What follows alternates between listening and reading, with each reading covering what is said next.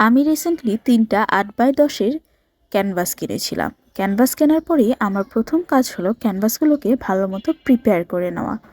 ক্যানভাসের কাপড় সাধারণত একটু খসখসে ধরনের হয়ে থাকে, আর এই খসখসে কাপড়ের উপর কাজ করা বেশ কঠিন। কিন্তু ক্যানভাসগুলোকে যদি ভালো মতো প্রিপেয়ার করে নেওয়া যায় তাহলে কিন্তু কাজ করা অনেক সহজ। প্রিপেয়ার করে নেওয়ার জন্য প্রতিটা ক্যানভাসে ভালো মতো জেসো অ্যাপ্লাই করে নিতে হয়।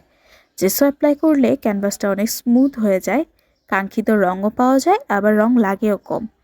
আমি 3টা ক্যানভাসেই ভালো মতো জেসো অ্যাপ্লাই করে নিয়েছি। আমি সাধারণত 2 লেয়ার জেসো অ্যাপ্লাই করে থাকি। একটা ভালো মতো ড্রাই হওয়ার পর আরেক লেয়ার অ্যাপ্লাই করি, এবং ভালো মতো 2 লেয়ার ড্রাই হয়ে যাওয়ার পরই আমি পেন্টিংয়ের কাজ শুরু করি, অথবা ক্যানভাসগুলোকে প্রিপেয়ার করে রেখে দিই, পরে পেন্টিং করি। এতে পেন্টিং করা অনেক সহজ হয়। এটা ক্যানভাসে পেন্টিং করার খুবই ইম্পর্ট্যান্ট একটা পার্ট, এবং এইটা স্কিপ করা